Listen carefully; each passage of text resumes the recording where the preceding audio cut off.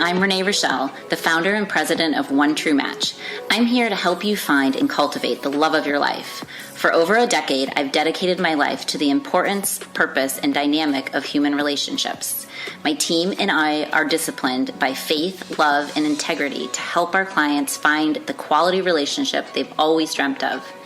Each week, I will be sharing the tools and tips I've learned that have rooted my success as a matchmaker with other leaders around the world. Hello, loves. Welcome back. We are so excited to talk about a subject that came in actually from one of our clients. Yes. Because we teach this all the time to our clients in our golden nugget toolbox that we say for relationships and love, which is so important to know all the things that you need to know that you only get from matchmakers or relationship coaches, but obviously here from One True Match. So we're so excited that you are here today. We're going to talk about the 5 C's of a successful relationship. Yeah, and this also goes to our relationships, but also our people, clients, singles out there who are getting ready to be in a relationship as well. These are things that you need to practice to make sure that you're successful. Right.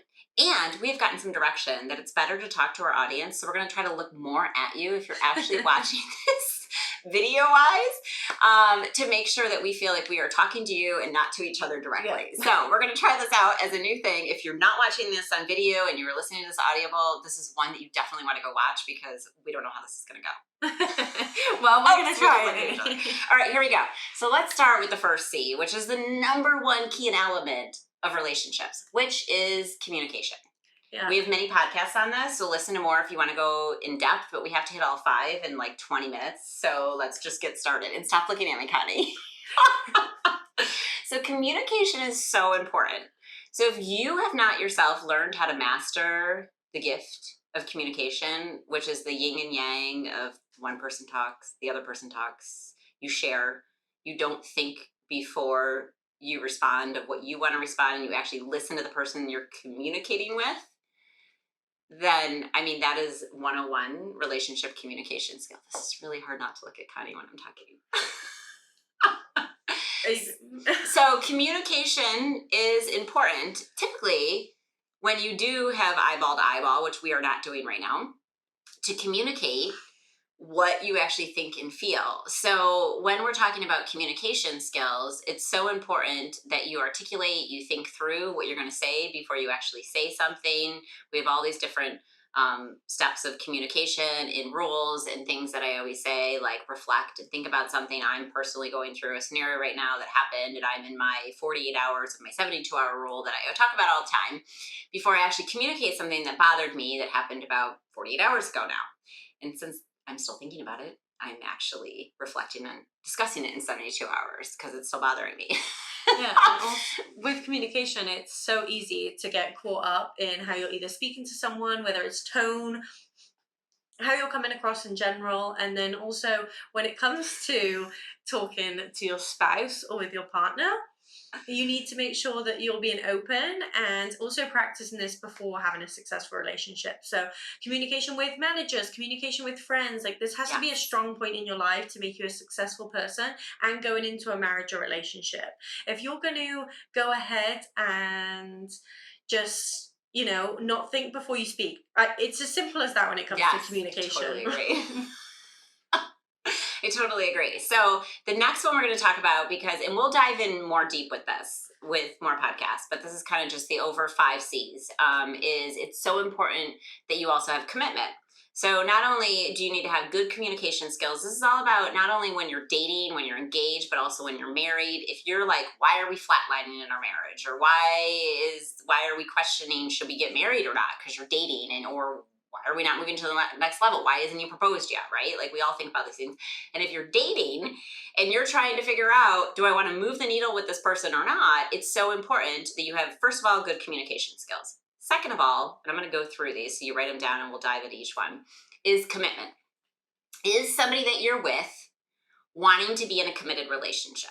And what I mean by that is their track record, if you're dating them, consistent and steady?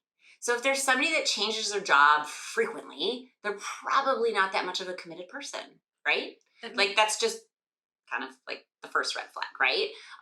If they are constantly wanting to change what they do, or they're just not committed they have not shown commitment when you ask them about their lifestyle or their choices, if you're dating or engaged, or even if you're married and this is kind of a situation, this is number 2 on the 5 of having a successful relationship. Think about it. And also what commitment looks like to you. Communicate what commitment looks like. So, okay, like of course, and especially in the dating leading up to the successful relationship. Okay, if you are going out on a date with this person, then express to them, okay, I am only going out on a date with you and I want to see where our relationship grows, how we can grow, and then also to make sure our commitment's on the same level, that the other person, you're putting all of your eggs into one basket and you don't want the other person to then still be continue going out on dates. And really, this is just like Renee said, a follow-up from rule number 1 is that you have to communicate what commitment looks like to you. It sounds almost too simple, but so many people fail in a relationship because they don't talk about what commitment looks like to them. Right, which is the KISS rule. Keep it simple, stupid, right? So here we go. Number 3 is compassion. So if somebody that you are talking to, again, dating, engaged, or married, is not compassionate about something that you just said on the first 2, which is communication and commitment, they could be a narcissist, they could be selfish, and they could not be a compassionate person for other individuals, like, let's say, the server or just in general people, right? So it's so important that they show compassion in their stories that they share with you, their actions of what they do, and that they follow through with things that they actually say they're compassionate about. Yeah, and how, like Renee just said, how they act and put themselves towards other people, right? When you're talking about maybe a story that's harder to you, maybe there was something in your childhood, maybe there's something you're sharing that's maybe a little bit more tougher in your life, definitely evaluate how that other person, basically shows you compassion. It's also another one that sounds extremely simple, but also, again, you need to communicate what compassion looks like to you, whether you need to say something's hard going on in life. I mean, we all know that life isn't sunshine and rainbows. I say that over and over again, but to make sure that your partner knows how to give you the compassion when you need it. Which is so true. And I think that also goes along a little bit with showing, obviously we're doing the C words, but like just a little bit of empathy as part of compassion. So if we need another word of what that means, that helps us to just relate to that person, have a little bit of sensitivity and heart. Our 4th one out of the 5 C's is compatibility. So a lot of people obviously come to us and ask that question as matchmakers all the time. It's like, how do you gauge compatibility? How do you gauge compatibility, right? That's the $1 million question. So compatibility is not just something of like, oh, we're attracted to each other. Ooh, this profile looks great. They're so hot. We're great in photos. Like, we're so compatible at all levels in our little dream fairy tale life that we believe we want. The whole lust instead of love. Right, exactly. And so compatibility goes way past just the physicality. Compatibility are the things that you value in life, the things that you need and want that we talk about, that we've done podcasts on, watch all those other podcasts, kind of get a dive deeper into like what your needs and wants are and things like that, but also your future goals. So it's so important when people meet, when you're dating, and again, if you're engaged or, single or married, you can go through all of these 5 C's to see, are you still compatible? Maybe you've been compatible up to this point, but now it's going stale because you've been married for so many years and it's like now you're just flatlining, right? So like it's so important that you also check your compatibility of like, what are some things that we used to do when we were younger in our relationship that we now want to do because now we have the resources, now we have the time, now we have the intelligence, we have the wisdom to do the things that we want to do for more compatibility in the future. I think so many times, like Connie and Jeremy love to travel. I love traveling. We all travel as friends and couples and things like that or whatever, right? But like, it's so important that you're finding other people that are passionate about the same things, which is the same thing when it comes to relationships. They could be different, but as long as you're spending that time with somebody that you love, that you're trying something new, you create new memories, which is part of compatibility. Yeah, and we say it over and over again, and maybe this I mean, to some people this will seem old, by the 5 love languages and the personality quizzes. And we have podcasts that go deep dive into those, but do those. And I mean, in our relationship, mine and Jeremy's, I'm pretty sure everyone knows it at this point on the podcast if you listened to us before, but continue to do those quizzes every year. See where you kind of fall out of compatibility and where you fall into it. Maybe there's things that have changed over the years, like you've become more, I mean, like, not diving into it, but on the personality, you've become more of a planner over the last few years, so it's more compatible in that area. But maybe you've become more of an introvert because your partner's an extrovert. Like, when it comes to compatibility, make sure you're still doing the deep diving that you need to really focus that you're still compatible, and also working on it. Compatibility doesn't just come magically, and especially in marriages and relationships that are successful for many years, you still have to work on being compatible, like Renee said, with shared hobbies and things like that. And even if it is, for example, say for I can't even think of it. I don't like sports, say for example, but Renee loves sports. Well, then still try to share that with your partner, to have that compatibility, to have mutual interests and things to talk about. Yeah. And, we get asked all the time, obviously, because the majority of our time we spend is on the singles, to find the people, the love of their life, and then obviously work with couples past that and whatnot. But one of the interview questions that I talked to one of our newest clients, love him, he's like, well, so which hobbies should I pick up? Because I always tell everybody, try something new. Like, if you've never scuba dived before, I mean, if you obviously have claustrophobic issues, I would not recommend trying that, but like, do something that you've never done before that also makes you more interesting in so many areas of things that could be compatible or trying, or, like some people will say, oh, well, I don't really read. Okay, well, try to read something.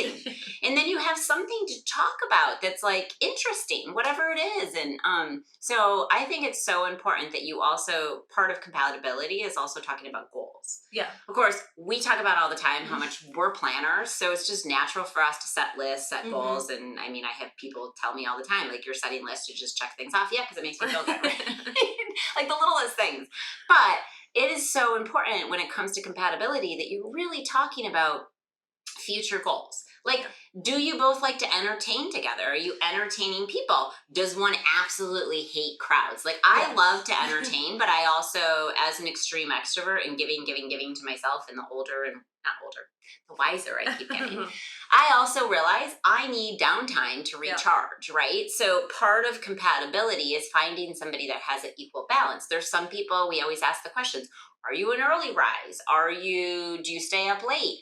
That sounds so silly in the beginning, but down the road, that'll drive you nuts. Do you like coffee? Do you not like coffee? I mean, again, do you drink? Do you not drink? Like alcohol, like all of those things that people are so smitten by, everything else is a lie, and that's one thing I can overlook. And we're not saying to also not, like, you have to compromise, which is another C word we should add to this, but that's when you're actually in a relationship. And it's so important that you are also, like, knowing the things that make you who you are. Yeah, and then also, if you are on different, say, scales, say, I don't like coffee. Well, it's a good example. Jeremy loves coffee. I hate coffee. So you drink tea. Yeah, but it's that being compatible in how you also handle your maybe hobbies or things that you like. It's making sure that you dive down. And I think it was last week or a few weeks ago, we did a couch talk, and I would go from talking about compatibility, I would go on to the couch talk video and make sure that you focus on that as well when it comes to compatibility, that you're taking the time to really still invest in that person and make sure that you're still compatible. I think and we hear over and over again with couples that are either divorced or grown apart, that they just feel like they're not compatible anymore. But with that, it's because you haven't put the effort. And one thing that you have to remember with compatibility is that you still have to always try and put in the effort and communication when it comes to having a successful relationship. Which is so true. Okay, here's the last one. If you have been hanging on this long to listen, here's the most exciting one that everybody starts off with, but this is the problem. It should be at the end. Just say it. So if anybody's taking notes or remembering anything, I'm going to repeat all the things before. This is the exciting word everybody wants to hear, right? So number 1, communication. Number 2, commitment. Number 3, compassion. Number 4 is compatibility. along with couch talk, compromise, all those other words that start with a C. All the C's. The fifth one that everybody usually puts first, but is so important too, is chemistry, right? So without that physical chemistry, without that lust and that desire, which is part of chemistry, the relationship, again, goes flatline. But this is why we put it at the end, because the problem that people make over and over and over and over and over and over and over again is they lead by chemistry. They think and they get into these relationships that then flatline and fall apart and get into divorces, or God forbid, just end, right? Yeah. Or they go south or just bland. And maybe you're in it and you're like, you don't know what to do. The reality of it is you need to go back to the top of the list. Master communication, master commitment, master compassion, master compatibility to have chemistry. Yeah. Because when you put chemistry at the top, all the other things will fail. And because you have all of those other things ahead of you, it's amazing how somebody that you're already have that chemistry of attraction towards becomes like 150% even sexier and more attractive because they have all those other qualities. And that's how a relationship lasts forever. Yeah, and also when it comes to chemistry, that's one of the things that relationships usually mainly focus on at the beginning is chemistry. That people go on dates and they have an amazing time and they're attracted to each other, and that's where chemistry, it starts off a relationship. But if you let that chemistry fizzle, you also are not getting anywhere. You have to put in, like Renee said, all those other things like commitment and all of that fun stuff. But chemistry, you have to keep the chemistry alive. Otherwise, you're going to become friends, not in a successful relationship. You'll become what people say roommates.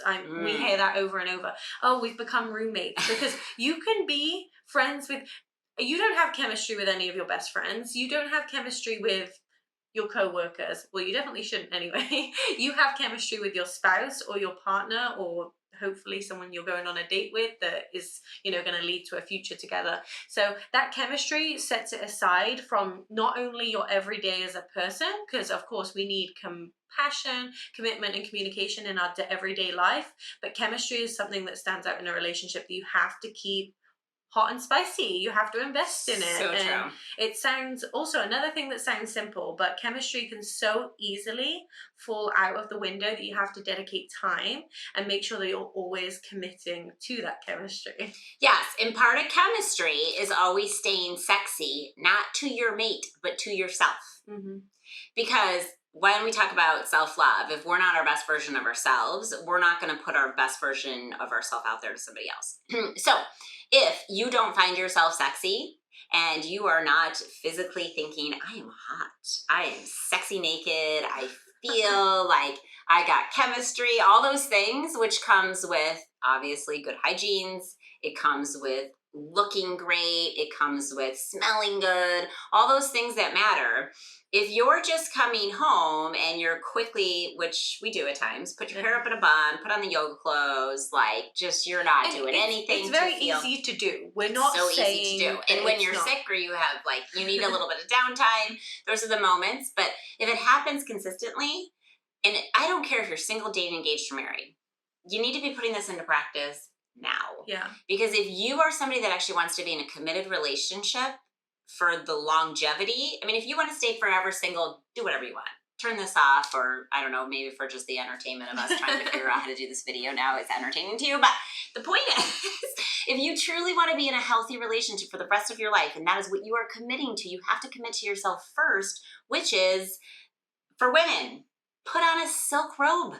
You know, even when you go to bed, you got to feel like, oh my gosh, I am so sexy, right? In my own skin, by yourself, in a relationship, married, obviously, is the best plan. But, at the end of the day, the reality of it is for men. Yeah. Like, don't come home and just dump all your crap of your day on us. Yeah. We've got our own stuff going on, too. Come in with a smile. If you need to take an extra block, circle around the block to, let it all go, do that. And come in with a positive attitude, with positive energy, because at the end of the day, each day is a choice. Yeah. And we can either choose to be happy or you can choose to be miserable. Yeah, and also with chemistry. And that's part of chemistry. Yeah, 100%. And it's also don't get in the same stagnant thing. Okay, we talk about going on dates, like being in a successful relationship. Stop going on the date to the same place. Yes, going to the same place may be fun for like, oh, we went here on our first date 6 years ago.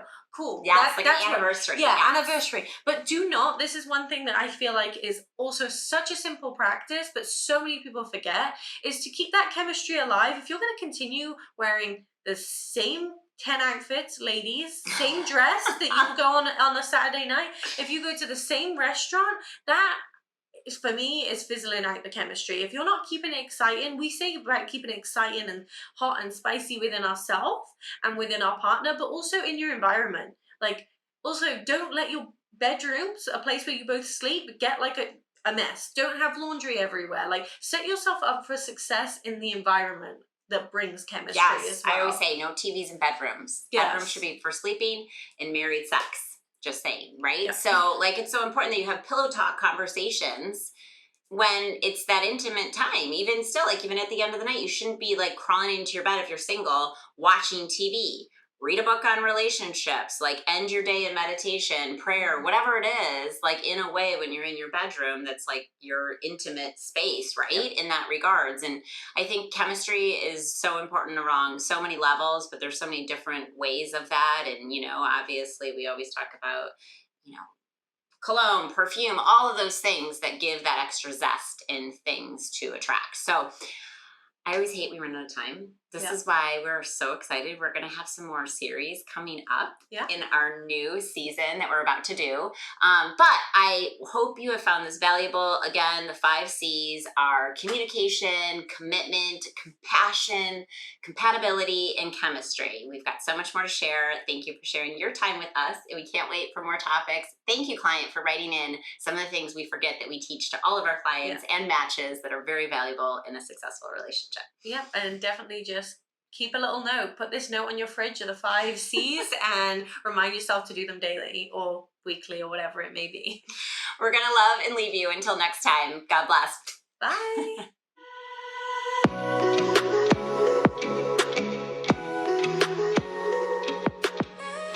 It's been another great talk on this episode of One True Talks by Renee Rochelle. I look forward to our next chat. Please write in your questions and comments so I can be sure to talk about whatever it is you want to discuss in our next upcoming episode. Lots of love. God bless. XOXO.